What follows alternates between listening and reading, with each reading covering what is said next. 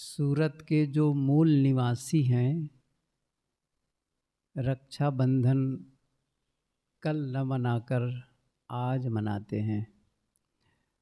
उनकी अपनी मान्यताएं हैं, पुरानी परंपरा है। इसके आधार पर सूरत में जो लोग बाहर से आके बसे हैं वे लोग तो कल मना लिए, लेकिन जो मूल सुरती हैं वे लोग आज मनाते हैं, ऐसा मैंने सुना है।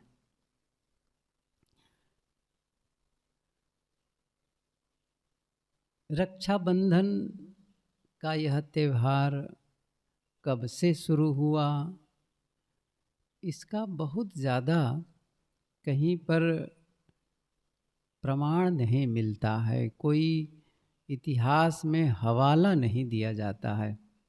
मैंने सुना है गुरुदेव जी से कि भारतीय परंपरा की जो मुख्य त्यौहार हैं वे त्यौहार को अलग अलग वर्गों में बांट दिया गया है। धर्मशास्त्र के कोई इतिहास या कोई किसी शास्त्र में इसका वर्णन है। तो पहला आता है रक्षाबंधन। पहले यह ब्राह्मणों का त्यौहार होता था, क्योंकि बरसात का मौसम, जो उस समय के रजवाड़े होते थे उनकी लड़ाइयाँ समाप्त होती थीं। तो आज के दिन को निर्धारित किए होंगे किसी बात को लेकर के कि ब्राह्मण राज दरबार में आता, राजा या अन्य वहाँ के दरबारियों के हाथ में रक्षा सूत्र बांधा करता, मंत्र पढ़ता था और उनका भाव होता था कि ये जो रक्षा सूत्र है आपकी रक्षा करेगा। लड़ने का ज़्यादा अवसर होता था, लड़ाइयाँ होती रहती थीं, हमेशा भय बना रहता था, तो स्वाभाविक है सभी अपनी रक्षा चाहते थे। तो ब्राह्मण उसके मन के संतोष के लिए ये रक्षा सूत्र बांधा करते थे और ब्राह्मणों को दक्षिणा भी मिलती थी, तो उसको ब्राह्मणों का त्यौहार माना गया।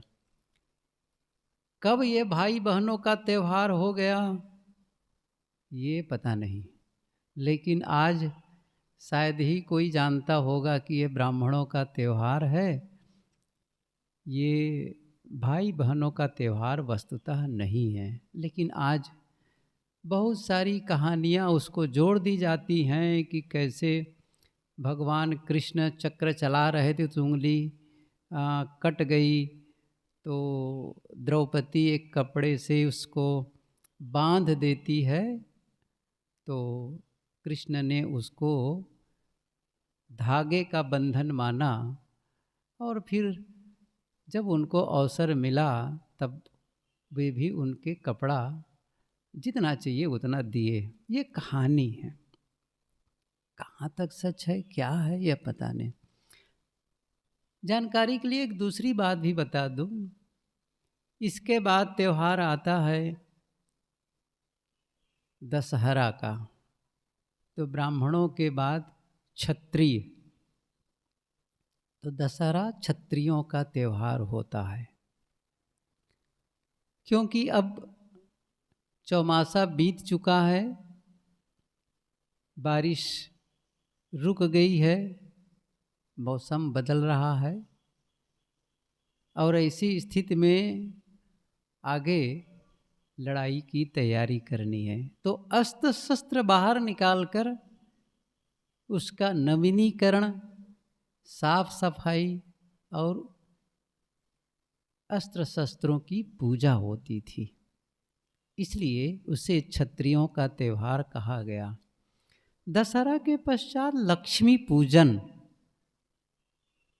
अगला दिन जो दीपावली का होता है, दीप जलाते हैं, लक्ष्मी पूजन कहते हैं उसे। वैश्यों का, जो व्यापारी हैं, व्यापारी वर्ग है, वे लोग धन की पूजा करते थे, लक्ष्मी की पूजा करते थे, इसलिए उन्हें उनका त्यौहार। और अंत में बचा होली, शूद्रों का त्यौहार, हुड़दंग वाला, हल्ला बोलो और भी कुछ बोलते रहो। ये एक त्योहारों को अलग अलग वर्ग में बांट दिया गया है, लेकिन आज वो स्थिति नहीं रह गई है। आज तो सभी वर्ग के लोग सभी प्रकार के त्यौहार मनाते हैं, एंजॉय करते हैं और खुशियाँ मनाते हैं। आज का संदर्भ है रक्षाबंधन का। रक्षाबंधन का क्या अर्थ है? रक्षाबंधन का मतलब यह है कि वह बंधन जो हमारी रक्षा करे, वह बंधन जो हमारी रक्षा करे। अब प्रश्न होता है, किससे रक्षा करे? आखिर में हम किससे रक्षा चाहते हैं? मौत से? किससे रक्षा चाहते हैं बताओ? मृत्यु से ही। मृत्यु ही तो सबसे बड़ा भयदायक है, उसी से रक्षा चाहते हैं। अच्छा, तो क्या एक धागा कलाई में बांध देने से आदमी अब नहीं मरेगा? मृत्यु से रक्षा हो गई? कहते हैं कि भाई की कलाई में रक्षा सूत्र बांधती है बहन और कामना करती है कि भाई की रक्षा इससे होगी। अच्छा, भाई भी ये आश्वासन देता है बहन को, अब चूंकि मेरी कलाई में आपने ये राखी बांधी है तो मैं आपकी भी रक्षा जीवन भर करूँगा। एक दूसरे को रक्षा करने का आश्वासन देने का विधान बना। लेकिन प्रश्न तो यही रह गया फिर से, किससे रक्षा चाहते हो? मौत से रक्षा चाहना, इसका कोई अर्थ है? किससे बचे? चाहे जितनी दवाई खा लो, चाहे जितना संयम कर लो, मौत से तो कोई बचा नहीं आज तक के। गुरुदेव तो यहाँ तक कहते हैं कि इस जगती तल में जो जन्मा बैठा कौन यहाँ है, 100 के पहले वाले प्रायः कोई नहीं जहाँ है।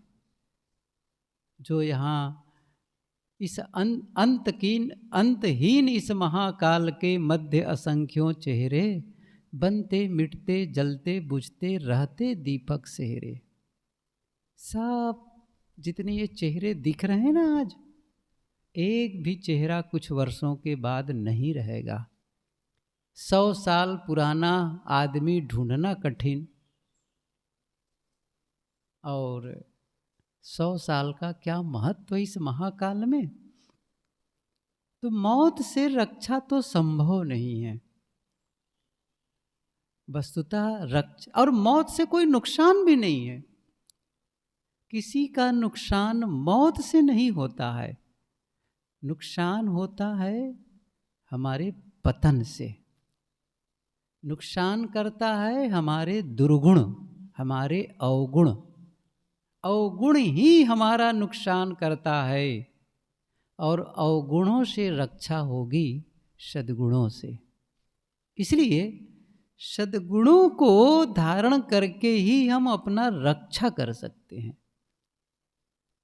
जहाँ तक शारीरिक रक्षा की बात है, तो शरीर की रक्षा तो घर में जब बच्चा जन्म लेता है तो माता पिता करते हैं, घर वाले करते हैं, और समाज के लोग करते हैं। सही कहा जाए तो ये पूरा जो यूनिवर्स है, पूरी प्रकृति है, ये हमारी रक्षा करती है। सूर्य यहाँ से हजारों किलोमीटर दूर है। यदि सूर्य वहाँ से चमकना बंद कर दें, रोशनी देना बंद कर दें, तो इस पृथ्वी पर एक हरी पत्ती नहीं दिखाई देगी। एक कोई भी जीवधारी प्राणी, कोई जीवित नहीं बचेगा। कौन रक्षा कर रहा है? वो सूर्य। हमें हर समय हवा, प्राणप्रद हवा की जरूरत है। ये हवा न मिले क्या हम यहाँ बैठ कर के बात कर पाएंगे? कौन रक्षा कर रहा है? हवा। कहते ना, जल ही जीवन है। जल न मिले जीवन होगा? भोजन न मिले जीवन संभव है? ये सब रक्षा करते हैं। तो पूरी प्रकृति हमारी रक्षा करती है। इसलिए हमें क्या करना है? हम भी उसकी रक्षा करना जाने। ऐसा कुछ जीवन में कार्य करें कि उसको क्षति न पहुंचाएं, उसको नुकसान न हो, आने वाली पीढ़ी के लिए वो सुरक्षित और सही सलामत रहे। ये हर मनुष्य का काम है। जहाँ तक परिवार समाज की बात है, परिवार हमारी रक्षा करता है। इसका मतलब है परिवार की मर्यादाओं में हम बंध के रहते हैं। मैंने शुरू में कहा था कि वह बंधन जो हमारी रक्षा करे, वह बंधन जो हमारी रक्षा करे। कौन सा बंधन? अब ये कहोगे बंधन से क्या? बंधन तो हमेशा दुखप्रद होता है। ऐसा नहीं है, बंधन हमेशा दुखप्रद नहीं होता है। बंधन उपयोगी भी होता है। जैसे वही जल उपयोगी होता है जो बंधन में होता है। मटके के बंधन में जल होता है, वो उपयोगी होता है। तालाब के बंधन में जल होता है, वो उपयोगी होता है। बांध होता है ना, बांध, डैम, वो कितना उपयोगी होता है, वो बंधन में तो है। तो जो बंधन, जो जल बंधन में है वो उपयोगी है, और जो जल फैल गया, बह गया, वो तो गया, वो तो काम का नहीं है। ऐसे ही है, परिवार भी उसकी रक्षा करेगा जो परिवार की मर्यादा, परिवार के नियम और कानून का पालन करेगा। आप पहले जो परिवार का, समाज का नियम है उसकी रक्षा करो, उसकी रक्षा करो, तो क्या होगा? वे आपकी रक्षा करेंगे। आप जैसे किसी के परिवार में एक नियम हो कि भाई बाहर से जब आओ तो जूते चप्पल वहाँ उतार दो। घर के अंदर आप बाहर की चप्पल, बाहर के जूते को पहनकर ना आओ। अब ये क्या है? एक नियम है। अब उस नियम का पालन करने से क्या होगा? एक पारिवारिक समरसता बनी रहेगी, परिवार सही ढंग से कार्य करेगा। मान लो परिवार के लोगों ने यह तय कर दिया है कि कोई भी सदस्य घर से 9 बजे के बाद घर से बाहर न रहे, चाहे जितना जैसा काम हो, 9 बजे के पहले पहले घर में आ जाए। अब क्या है? परिवार की मर्यादा है।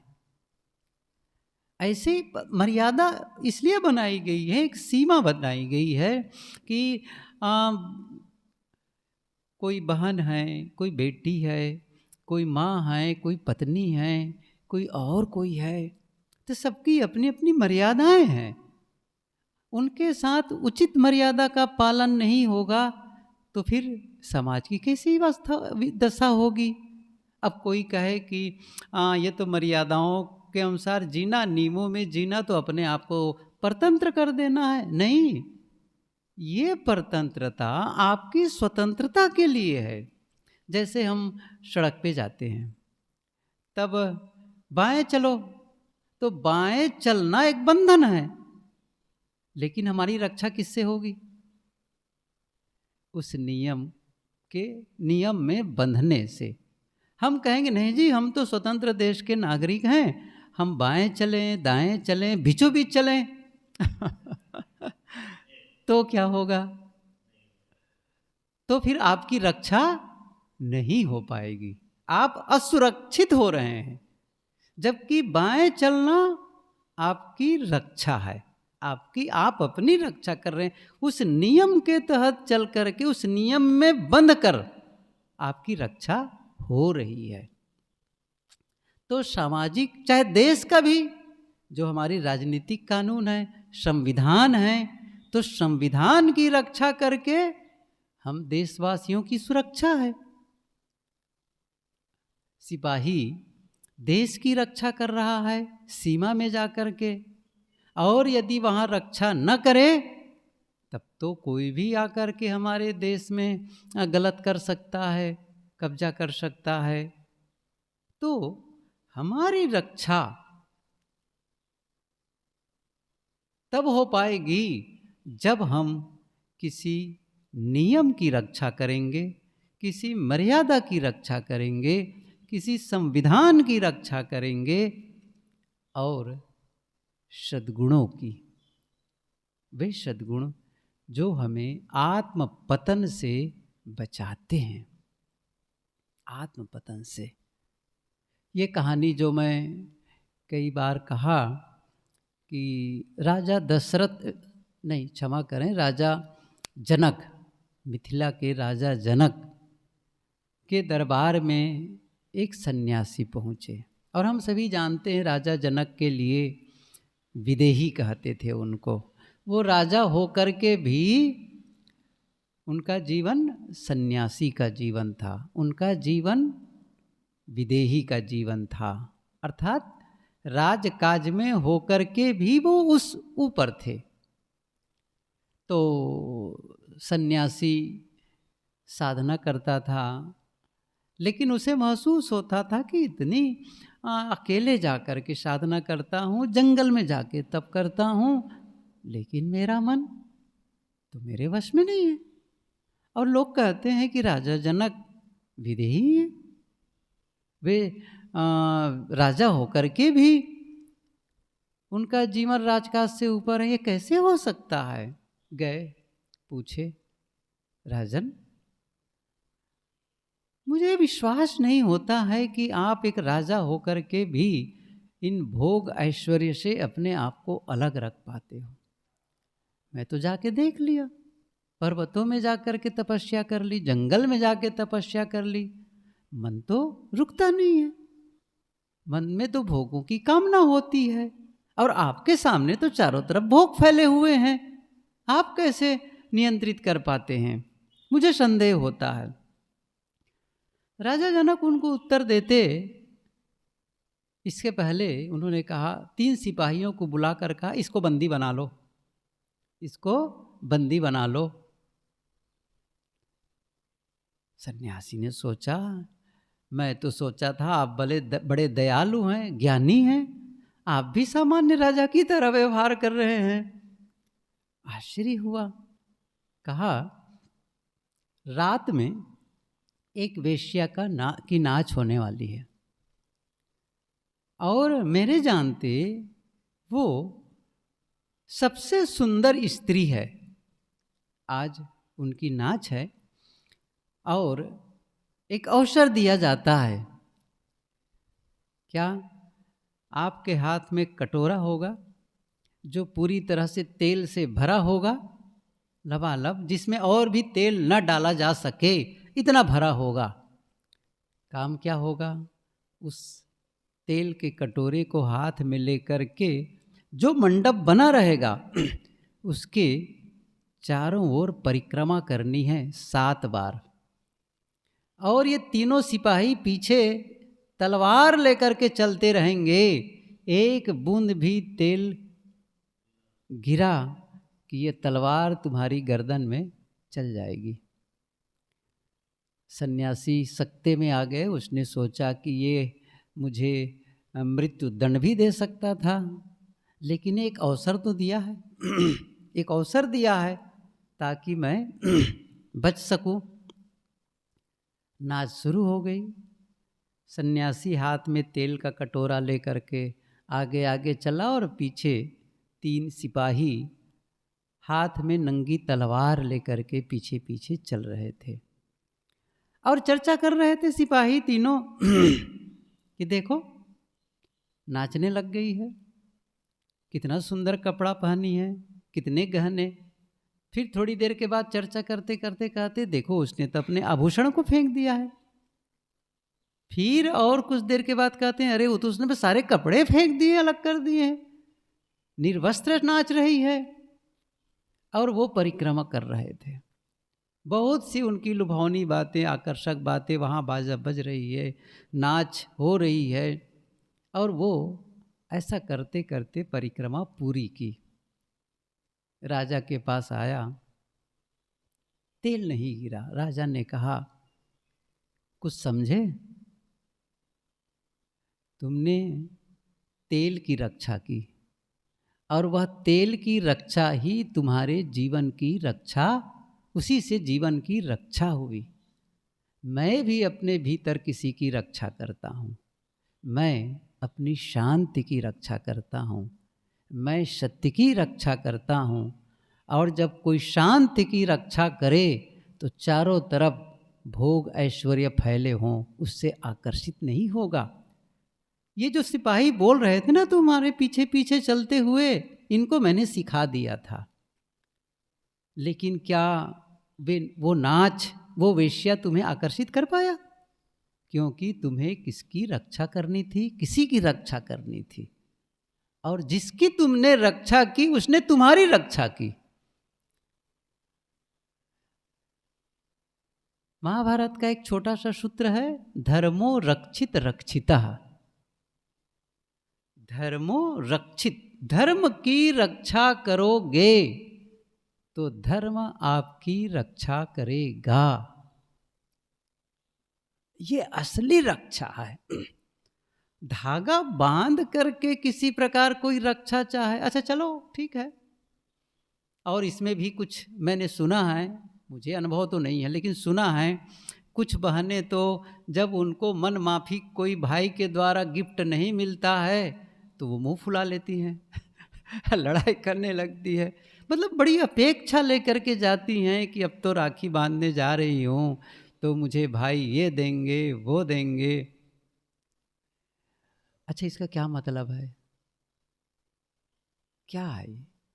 वस्तुतः हमारी रक्षा कोई नहीं करेगा। शरीर की रक्षा करेंगे, समाज करता है, परिवार करता है, देश का कानून करता है, सिपाही करते हैं। कोई एक माँ बेटी है, बहन है, एक थैला लेकर पैसा लेकर मार्केट जाती है और सौदा खरीद करके सुरक्षित वापस घर आ जाती है। कैसे कर पाती है? क्योंकि कानून है, क्योंकि पुलिस है। यदि वो कानून और पुलिस हटा दें तो क्या यह कर पाना संभव है? नहीं। इसलिए सब हमारी रक्षा करते हैं। हमें अपनी रक्षा करनी है जो हमारे लिए ज़्यादा नुकसानदेह है उससे। मैंने कहा हमारे जो अवगुण है ना, हमारे अंदर के जो मनोविकार है ना, वही हमारा ज़्यादा नुकसान कर रहे हैं और उससे हमारी रक्षा होनी चाहिए। उससे रक्षा हम करें तो सच कहा जाए तो हमारे असली रक्षक सद्गुरु हैं, संत हैं। क्योंकि वही आधार हैं जो हमें सही ज्ञान देते हैं, सही संदेश देते हैं। बाकी रक्षा जैसे वो एक पुरानी कहानी है कि एक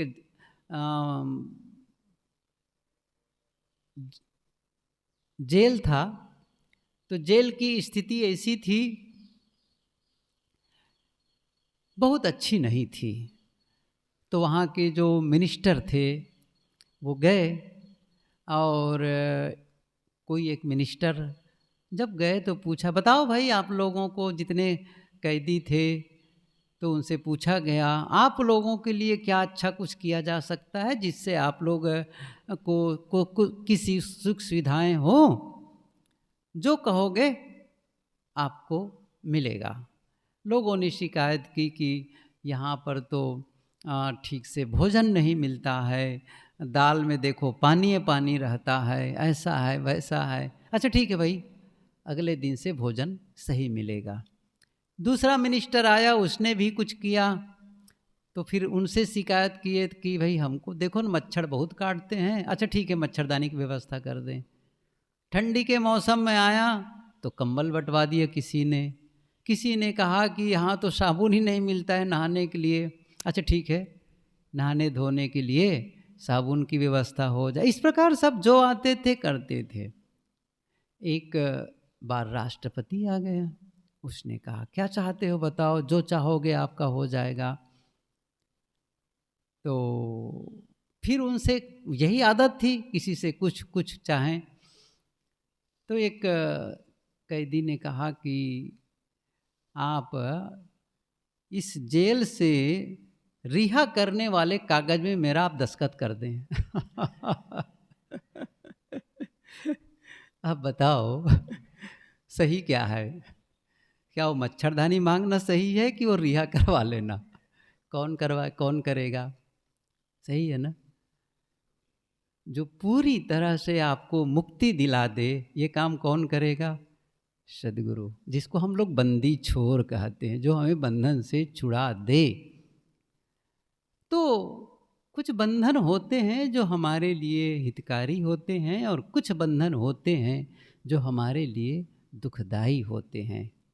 जो दुखदाई बंधन है उसे छुड़ाने के लिए सही बोध चाहिए, सही साधना चाहिए, सही उपदेशक सद्गुरु की ज़रूरत है। हम उनकी शरण में जाएं, उनके बंधन में रहें, उनके बताए नियमों में चलें, तो फिर हमारी भी रक्षा होगी। मैं समझता हूँ ऐसा करके हम रक्षाबंधन का त्यौहार पूर्ण कर पाएंगे। साहेब बोलिए।